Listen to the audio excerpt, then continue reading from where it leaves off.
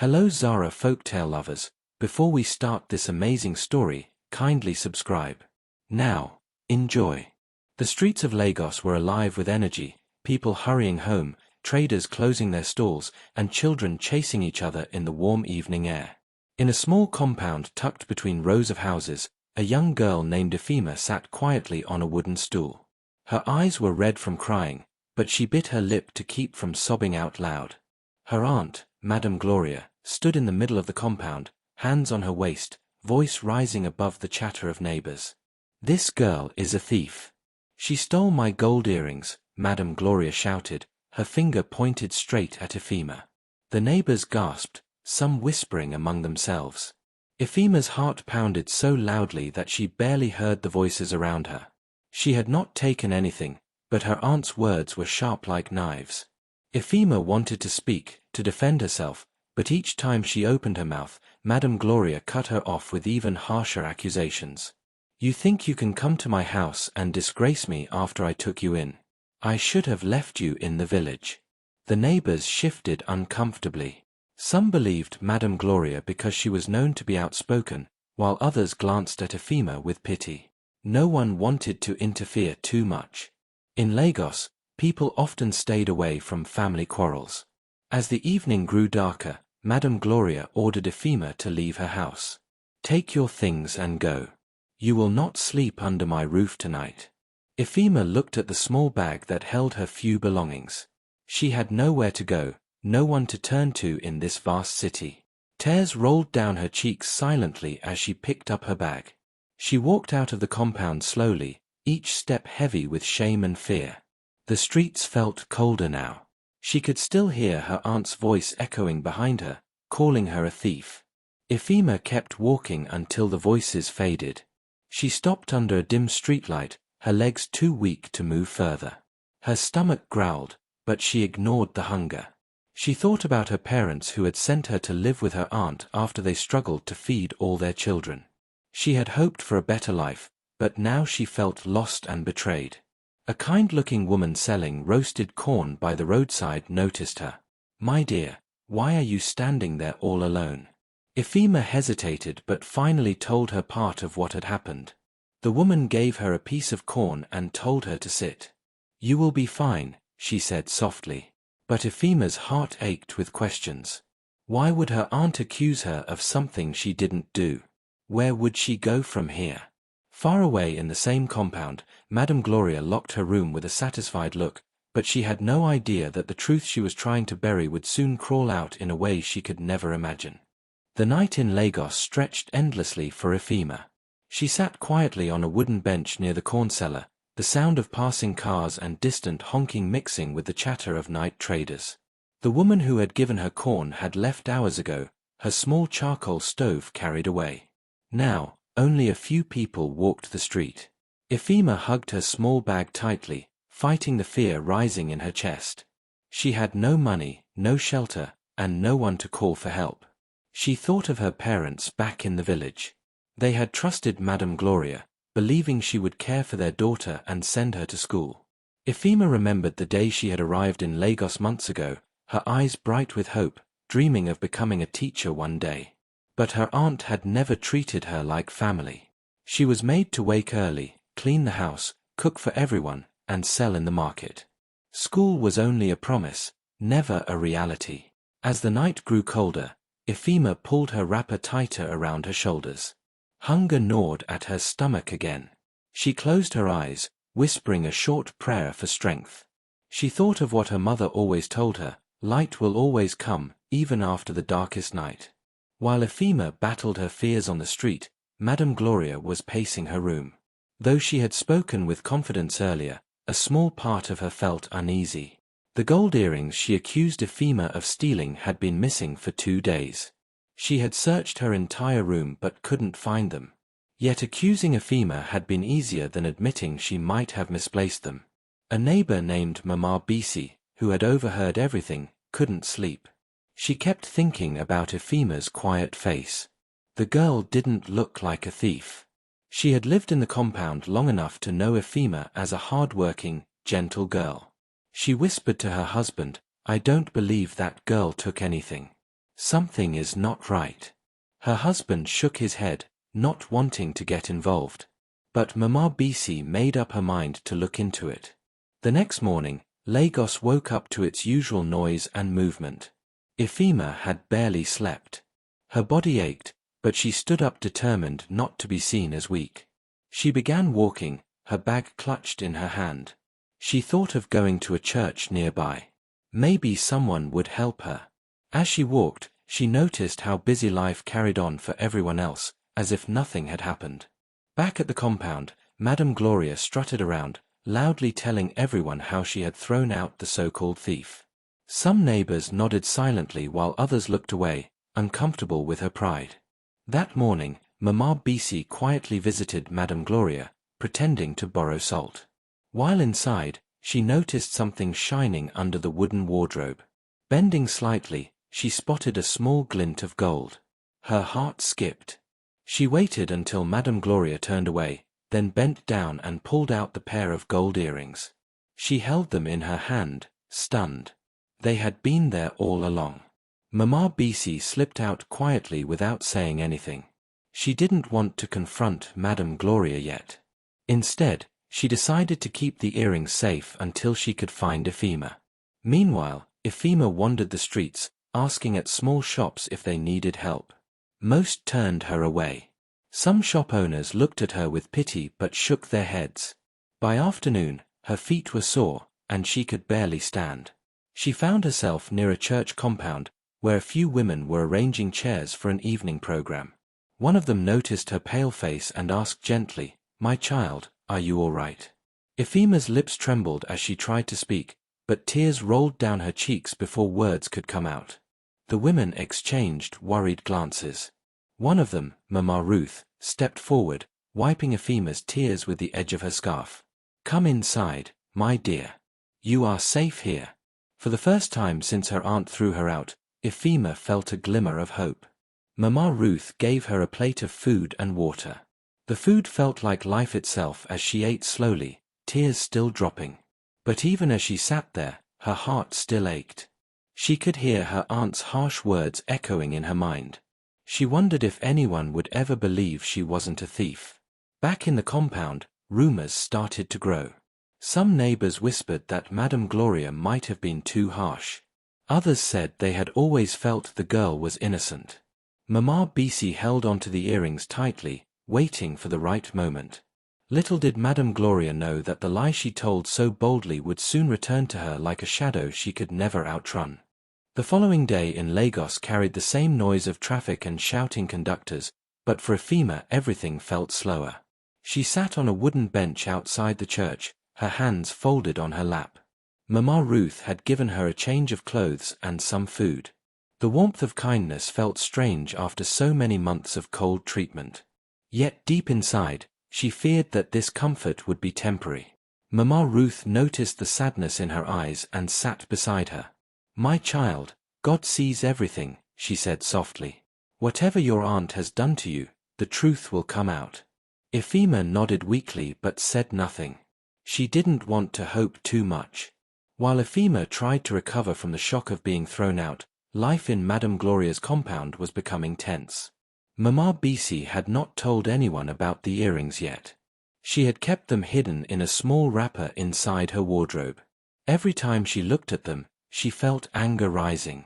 She could not understand how Madame Gloria could ruin a young girl's life with such confidence. That morning, a neighbor named Tunde knocked on Mama BC's door. "Did you hear that Ifema is now staying in a church nearby?" he said. "I saw her sitting outside yesterday evening." Mama BC's heart raced. She knew she had to act soon. Later that day, she made her way to the church. She spotted Ifema sweeping leaves at the corner of the compound.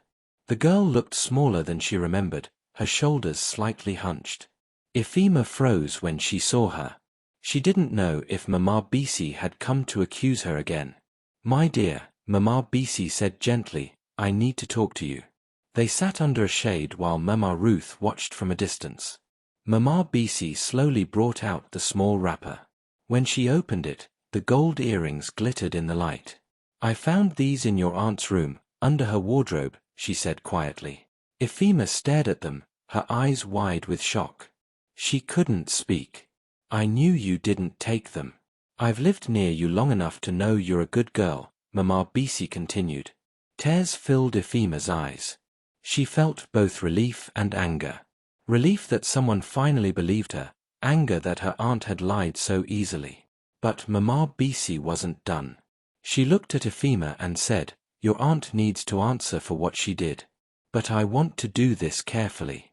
At that same moment, Madame Gloria sat in her parlor bragging to a visitor about how she had thrown out the girl who stole from her. The visitor nodded politely but could tell that Madame Gloria enjoyed humiliating Ephema far too much. That evening, Mama Bisi returned to the compound with a plan. She gathered a few trusted neighbors and showed them the earrings. Their eyes widened in disbelief. "So she lied all along," one of them whispered. The neighbors agreed to confront Madame Gloria the next morning when everyone would be around to witness it. They were tired of her arrogance. Meanwhile, Ephema stayed at the church. Mama Ruth and the other women encouraged her to be patient. They assured her that the truth would fight for itself.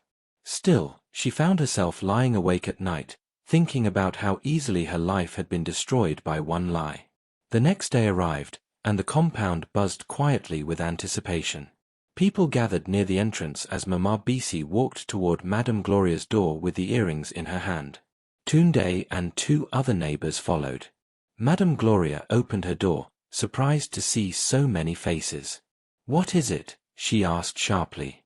Mama Bisi held up the earrings.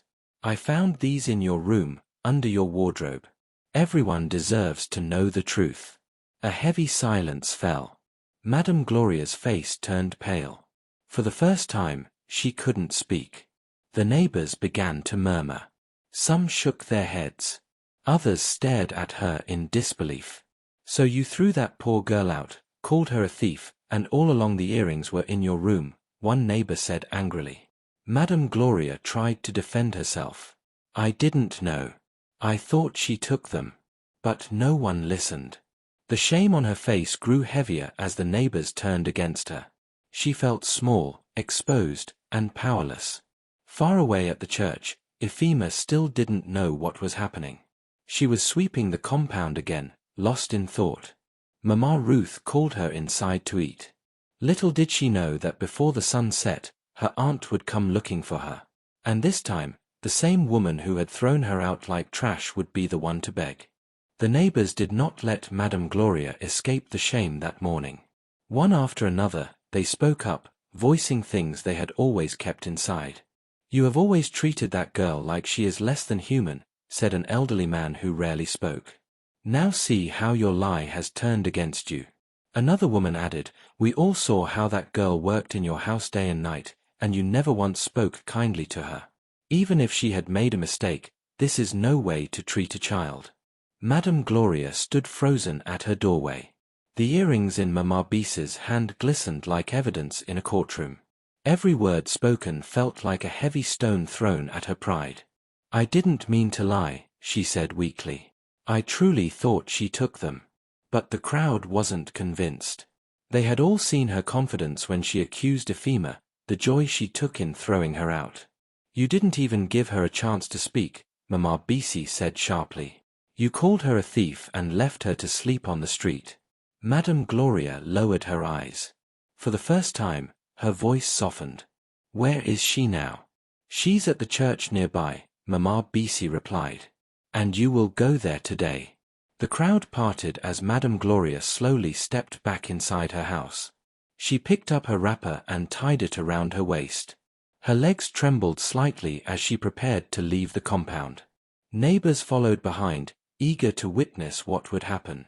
The walk to the church felt like a punishment. Each step reminded her of the pride that had blinded her. Children ran past, laughing, and she wished she could disappear among them.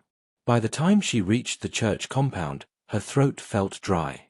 Inside the churchyard, Ephema was helping Mama Ruth arrange chairs for a women's meeting. She didn't notice the group approaching until Mama Ruth called her name gently. "My dear, someone is here to see you." Ephema turned and froze. Her aunt stood a few feet away, her eyes heavy, her face stripped of the arrogance she always wore. Behind her, several neighbors watched silently. Epheme's hands trembled. She didn't know what to say or do. Madame Gloria stepped closer, her voice barely above a whisper. "Ephema, my child. I came to say I'm sorry." The words hung in the air, but they felt heavy, almost unreal. "I was wrong. I should never have called you a thief. I found the earrings in my own room. Please forgive me." Ephema stared at her aunt, struggling to believe that these were the same lips that had thrown her out without mercy. Mama Ruth stepped forward, her eyes sharp but calm. "Do you know what you did to this child? She could have been harmed on the streets. You broke her spirit and left her helpless." Madame Gloria nodded, tears forming in her eyes. I know. Please, I want her to come home." The neighbors exchanged glances. Some wanted Ephema to forgive her, others believed Madame Gloria deserved more humiliation. But Ephema remained silent. She felt a storm inside her. Part of her wanted to run back to the only home she knew, yet another part screamed that this woman didn't deserve her forgiveness so easily. Mama Ruth placed a hand on Ephema's shoulder. "My dear, the choice is yours." Everyone watched, waiting for her answer. Ephema finally spoke, her voice soft but firm. "I forgive you. But I will not go back to your house." The crowd gasped. Even Madame Gloria blinked in shock. "I will stay here," Ephema continued.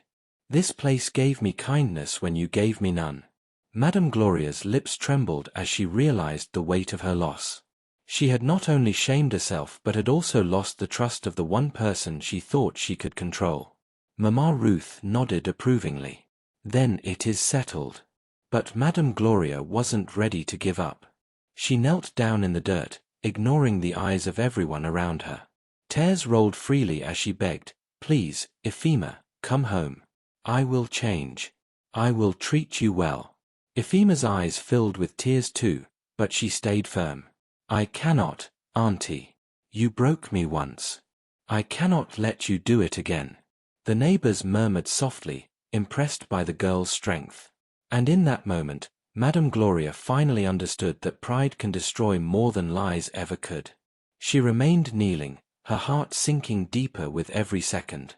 The neighbors slowly began to leave, shaking their heads at the scene.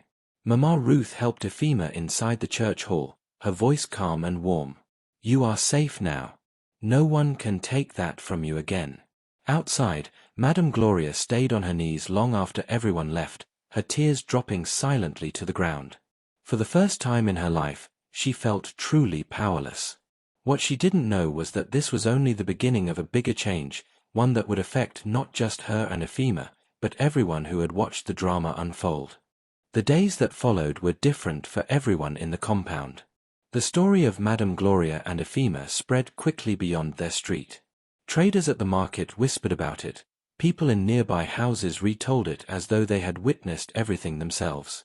Some exaggerated it, saying Madame Gloria knelt in the mud for hours.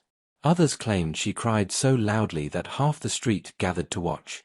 For Ephema, life at the church slowly became more peaceful. Mama Ruth and the other women treated her like family. She helped in small ways, cleaning chairs, arranging books, sweeping the compound. She was given a mattress in a small corner of the women's quarters, and for the first time in months, she slept without fear. But at night, she still thought about her parents.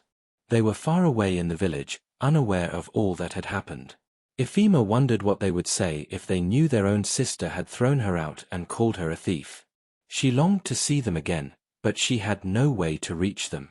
Mama Ruth noticed her quietness. One evening after prayers, she sat with Ephema. "My dear, you have strength far beyond your age," Mama Ruth said softly. "But I know you miss home." Ephema nodded. "I miss my parents. They think Auntie is taking care of me." Mama Ruth placed a gentle hand on her shoulder. "One day, we will find a way to send word to them. For now, know that you are not alone." At the compound, Madame Gloria had become a shadow of her former self. She no longer spoke loudly or carried herself with pride. The neighbors noticed she avoided eye contact whenever she passed them. Children who used to run errands for her now kept their distance. She spent most of her days indoors, consumed by regret. One morning, Mama Bisi knocked on her door. "Gloria," she called softly. Madame Gloria opened the door slowly, her face tired and swollen from too many sleepless nights. "You should go to the village and tell her parents the truth," Mama Bisi said firmly. "You owe them that." Madame Gloria's chest tightened. The thought of facing her brother and his wife terrified her. But she knew Mama Bisi was right. "I will go," she whispered. The next week, she packed a small bag and left for the village. The journey felt heavier than ever. Each passing tree, each bump on the road reminded her of her guilt. Back in Lagos, Ifema's days began to change in surprising ways. The women at the church started teaching her how to read properly. Mama Ruth brought her old books, encouraging her to keep learning. Ifema discovered a love for stories, reading aloud with a bright smile whenever she understood a new word. One Sunday after service, the pastor called her forward. "Brethren, this is our daughter, Ifema," he said warmly. "She came to us with pain, but God is giving her a new life." The congregation clapped, some wiping tears. For the first time, Ifema felt seen, not as a servant girl or a burden, but as someone who mattered.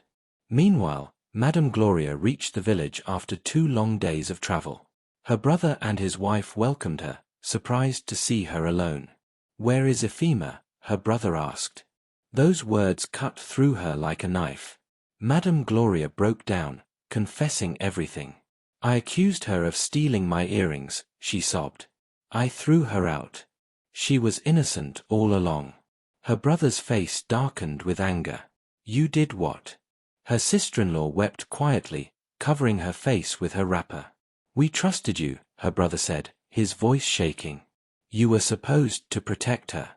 "I know," Madame Gloria whispered, her tears falling freely. "I want to make things right." But her brother turned away. "You cannot undo what you've done." The news spread quickly in the village, and shame followed Madame Gloria there too. Relatives shook their heads in disbelief. Back in Lagos, Ifema kept growing stronger. Mama Ruth encouraged her to write letters to her parents, promising to find someone traveling to the village soon. Every day, more people in the compound realized how deeply wrong Madame Gloria had been.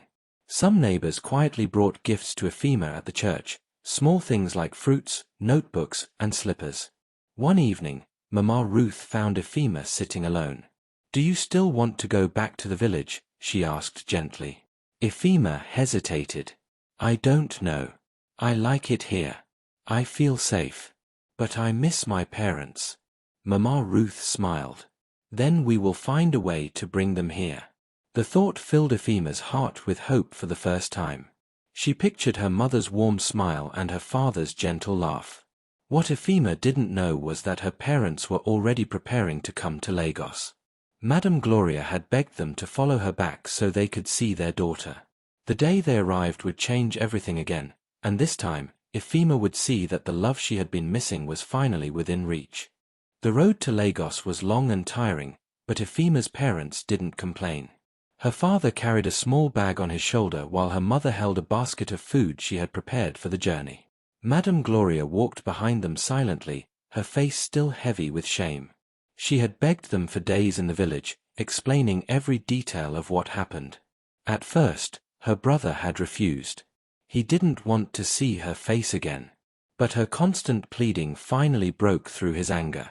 He agreed to go to Lagos only to see his daughter, not to forgive her. As they reached the city, Madame Gloria felt her heart racing. She knew the neighbors would see her walking back with the very people whose trust she had broken. By the time they entered the compound, some neighbors had already gathered. Whispers spread quickly. Children peeked from behind doorways. Mama Bisi stepped forward. "So you finally brought her parents. Good. They deserve to know everything." Ifema's father greeted the neighbors politely, but his face remained stern. "Where is my daughter?" he asked. Mama Bisi pointed toward the church nearby. "She is there." The three of them walked slowly to the church. Ifema was inside helping Mama Ruth arrange him books for evening service. She didn't notice when the door opened. Her father called softly, "Ephema." She froze. That voice, she knew it instantly. She turned, and her eyes widened. "Papa! Mama!" She ran into their arms, tears streaming down her face. Her mother held her tightly, rocking her back and forth. "My child, we are here now," her mother whispered. Her father held her too, his voice trembling. "You suffered so much because of us." Mama Ruth stood nearby, watching with teary eyes. The reunion moved everyone in the church. Madame Gloria stood a few steps behind, unable to meet anyone's gaze. When Ephema finally noticed her, she stepped back slightly, her eyes guarded. "Papa, Mama," she said quietly, "she is the reason I suffered." Her father turned to Madame Gloria. "You disgraced us. You threw our daughter out like a stray dog." Madame Gloria knelt immediately. "Brother, I know I wronged all of you. I came to beg for forgiveness." Her brother's voice shook with anger. "You can kneel from now till next year, but the pain you caused my child will never leave." The church grew silent. Everyone waited to see what would happen next. Mama Ruth stepped forward calmly. "This woman has wronged your family, yes, but bitterness will only eat all of you alive. Let the girl decide." All eyes turned to Ephema. She wiped her tears slowly. "Auntie, I forgave you the day you came here crying," she said softly. "But I cannot live with you again." Madame Gloria nodded weakly. "I know, my child. I just want to make things right." "Papa, Mama," Ephema continued, "I want to stay here with Mama Ruth. She cared for me when nobody else did." Her father looked at Mama Ruth. "Thank you for saving my daughter," he said, his voice breaking. Mama Ruth smiled gently. "She is like my own child now." The pastor entered then, having heard of their arrival.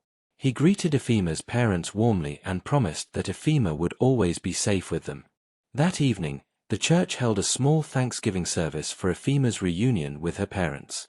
The neighbors who had once been silent witnesses to Madame Gloria's cruelty came too. They clapped, sang, and prayed for the girl's future. As the voices rose in song, Madame Gloria stood at the edge of the gathering, watching with tears in her eyes. She realized that no matter how much she begged, she could never undo what she had done. After the service, Ephema sat outside with her parents under the night sky. "Papa, Mama, I'm happy you came," she whispered. Her father smiled faintly. "We are never leaving you again." Her mother stroked her hair. "You will go to school. You will have a new life." For the first time in months, Ephema felt like the world was opening for her. But deep inside, she knew this wasn't just her story anymore. It was also about the aunt who had lost everything to pride, and about how even forgiveness couldn't erase consequences. The neighbors, too, had learned something that would linger in their minds for years, that a single lie could ruin a life, and silence could be just as cruel as the lie itself. That night, as Ephema lay on her mattress, she thought of her future. She didn't know exactly what life would bring, but she felt hope in a way she hadn't in a long time. And somewhere, in a quiet room, Madame Gloria wept alone. The morning after the reunion, the compound was unusually quiet. Neighbors went about their chores slowly, still processing what had happened the day before. The story had already spread to nearby streets, how Madame Gloria brought her brother and his wife to Lagos, how Ephema reunited with her parents at the church, and how the girl had chosen not to return home with her aunt. Madame Gloria hardly came out of her room. She lay awake on her bed, staring at the ceiling, her mind replaying every hurtful word she had ever said to Ephema. She remembered the day she threw her out, the pride she felt when neighbors looked on. Now that same pride burned her like fire. She could hear children playing in the distance. They used to run errands for her, bringing water or small items from the shop. Now they kept away. Even the market women avoided her stall. She had gone from being feared to being pitied. Meanwhile, at the church, Ephema's parents stayed with her for a few days. They wanted to understand the life their daughter had lived while they were away. They helped Mama Ruth with chores, attended prayer meetings, and spent long evenings sitting under the open sky, listening to the city sounds. One afternoon, Ephima's father sat with her outside. He looked at her gently. "My daughter," he said, "we left you here because we thought Lagos would give you a better life. I will never forgive myself for trusting my sister so blindly." Ephima shook her head. "Papa, it is not your fault. You didn't know." Her father sighed deeply. "I should have known. You were too quiet whenever I asked about her." Ephima leaned against him. "It's over now." But inside her, there was still a sting. Forgiveness had been spoken, but the wounds hadn't completely healed. That evening, the pastor called a meeting with Ephima's parents and Mama Ruth. He suggested something unexpected. "This girl has been through too much," the pastor said. "She deserves stability. If she stays here, she can go to school, and we will all help her grow." Her parents looked at each other. They had always dreamed of sending Ephima to school but couldn't afford it. The pastor smiled. "We will handle it as a church. She is part of our family now." Mama Ruth agreed immediately. "She has potential. I've seen how quickly she learns." Ephima listened quietly, her heart racing. She had always wanted to go to school but never thought it would happen. Her mother took her hand. "Do you want this, my child?" Ephima nodded, her eyes shining. "Yes, Mama." And so it was decided, she would stay in Lagos, not as a servant but as a student. When the neighbors heard about this decision, some felt proud of her, others secretly admired her courage.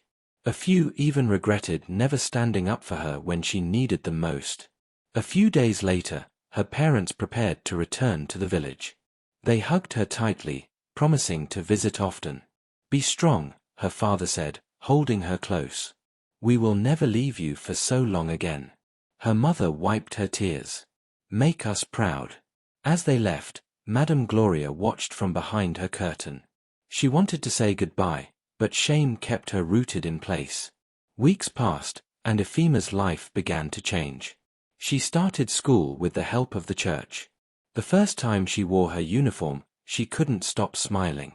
The neighbors who once mocked her now greeted her warmly, some even giving her small gifts for her studies. One evening, after school, she passed by her aunt's house. The door was half open. Madame Gloria was sitting alone, her face pale. "Auntie," Ephima called softly. Madame Gloria looked up, surprised. "I just wanted to say, I am doing well," Ephima said, her voice gentle. Tears welled up in Madame Gloria's eyes. "I'm happy for you, my child." Ephima gave a small smile. "I hope one day, you find peace too." Before Madame Gloria could reply, Ephima walked away, her steps light, her heart free. That night, the neighbors talked again. They realized that the girl who had once been shamed and broken now carried herself with quiet strength. She had something no one could take away anymore: dignity, hope, and a future. And for Madame Gloria, every day became a reminder that pride had cost her the one person who had trusted her the most. She finally understood that sometimes, forgiveness doesn't mean restoration. But Ephima's story was far from over. She was only at the beginning of a journey that would soon surprise everyone, even herself. The morning sun crept through the narrow windows of Mama Ruth's quarters, filling the room with a gentle glow. Ephima woke up early as usual. Life had begun to feel different, more hopeful, yet she still carried the memories of what had happened with her aunt. Some mornings, she would wake up startled, thinking she was still in that small kitchen, waiting for her aunt's next command. But as her eyes adjusted to the sunlight and she heard Mama Ruth humming softly in the next room, relief would wash over her. That day, she dressed neatly in her new school uniform. The fabric still felt stiff and unfamiliar, but she loved it. It made her feel like she belonged somewhere for the first time in her life. As she stepped outside, a few neighbors greeted her warmly. Children who once mocked her now looked at her differently. She walked to school with other kids, her bag swinging lightly by her side. On the way, she saw Madame Gloria standing quietly in the doorway of her shop. Their eyes met for a brief moment. Madame Gloria's lips parted as if to say something, but no words came out. Ephima gave a small nod before continuing her walk. At school, everything felt new. The smell of chalk, the buzz of children's voices, the sound of teachers calling out names. It was overwhelming but exciting. When she introduced herself to the class, some children whispered about the girl from the church. She ignored them and focused on the lessons. During break, she sat under a tree with two girls who had invited her to share their snacks. For the first time in years, she felt like she had friends. Back at the church, Mama Ruth told anyone who would listen about how determined Ephema was to learn. The pastor sometimes gave her extra books to read. Even the older women admired her perseverance. But life for Madame Gloria was not improving. Business at her shop was failing because many people avoided her. She had once been respected, even feared, but now she was the subject of whispers and judgment. She avoided everyone, walking with her head down whenever she went out. One evening, Madame Gloria gathered enough courage to go to the church. She stood outside for a long time, afraid to step in. Finally, she entered quietly during evening prayers. Everyone turned to look at her, their faces a mix of curiosity and disapproval. When the prayers ended, she asked to speak. Her voice shook as she said, "I came to apologize again, to everyone here, and especially to Mama Ruth. I wronged this child, and I wronged this community." The church fell silent. Madame Gloria wiped her tears, her voice breaking as she continued. "Pride destroyed me. I thought I could treat her any way I wanted because she was a child. Now I see the shame I brought on myself." Mama Ruth looked at her calmly. "Forgiveness is not just words, Gloria. It is change." Madame Gloria nodded, knowing those words were true. Ephema stood up slowly. She looked at her aunt for a long moment. Then, with a quiet voice, she said, "I hope you find peace." Those simple words pierced Madame Gloria more than any insult could have. She bowed her head, ashamed yet oddly relieved. After that night, Madame Gloria began to change. She still struggled with the way people treated her, but she tried to be kinder to those around her. She helped neighbors with small favors, something she had never done before. She didn't expect forgiveness anymore, but she wanted to be different. Meanwhile, Ephema's life blossomed. She excelled in school, surprising her teachers with how quickly she caught up. She spent evenings studying with Mama Ruth's help. Sometimes, she even read aloud to some of the younger children at the church, who listened to her with wide eyes. One Saturday, the pastor called for a community meeting. He talked about how easy it was for adults to ignore the suffering of children. He reminded them that silence had allowed Ephema to be mistreated for so long. His words struck deeply, and many people realized they had done nothing when they could have spoken up. After the meeting, some neighbors came to Ephema to apologize for staying silent when they should have defended her. She accepted their apologies with a small smile, but she knew that real change would only come if people learned to act differently. Weeks turned into months.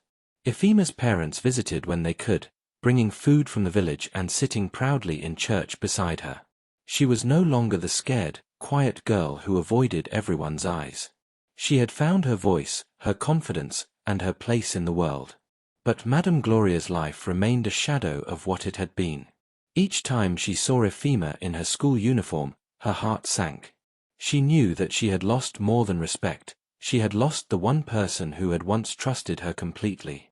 One late afternoon, she sat outside her shop, watching people pass by.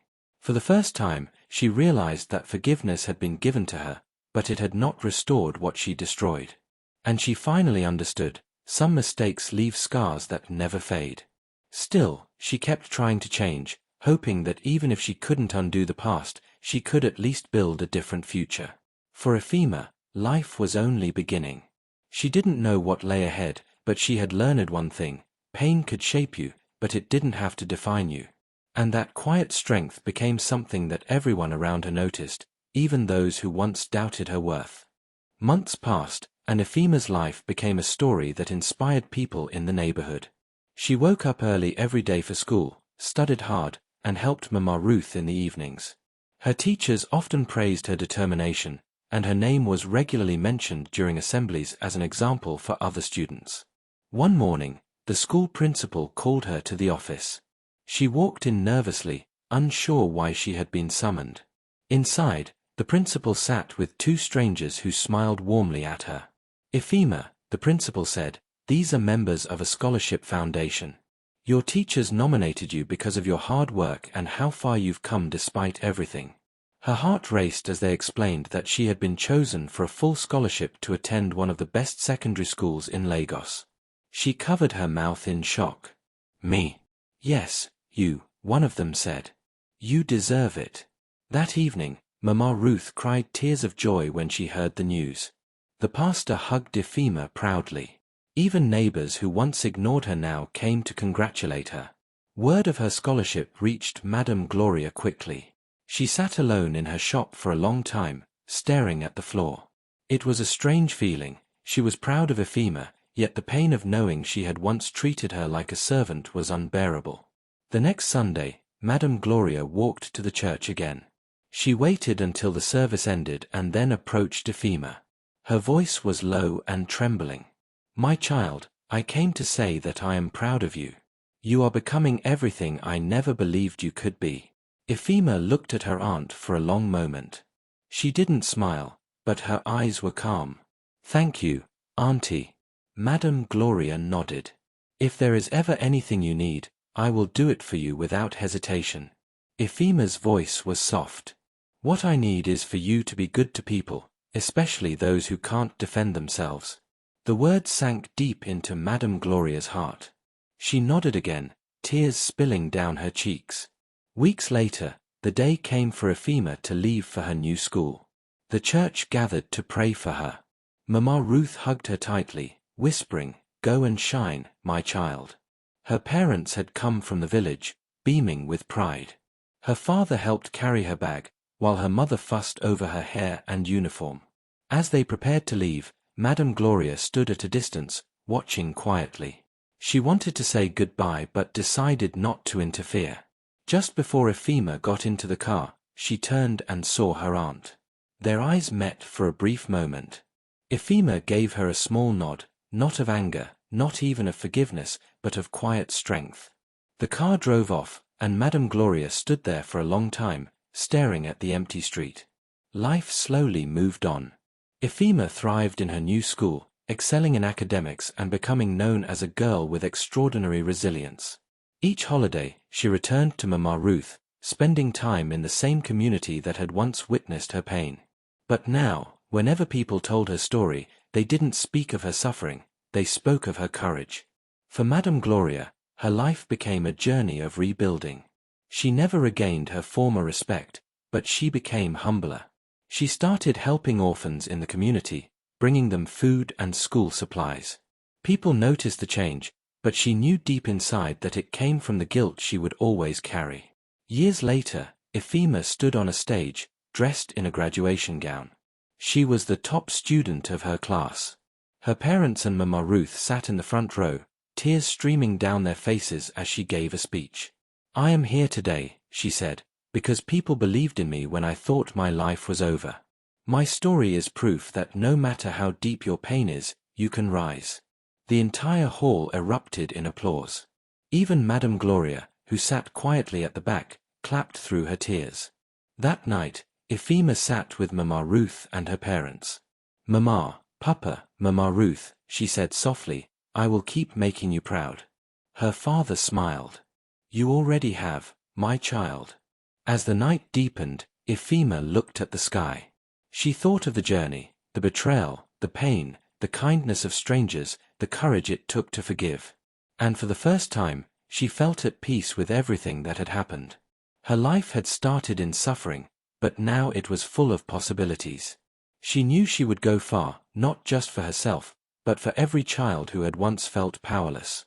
And though Madame Gloria would never fully heal from her regret, she found some comfort in knowing that the girl she once wronged had become stronger than anyone could have imagined. The past could not be changed, but the future was wide open, and Ephema was ready to embrace it. What a journey this has been: pain, betrayal, forgiveness, and triumph. Ephema's story shows us that no matter how dark the past may be, hope and courage can light the way to a better future. If you enjoyed this story, don't forget to hit the subscribe button, drop a comment to tell us the country you're watching from, and share what time it is where you are right now. We'd love to hear from you.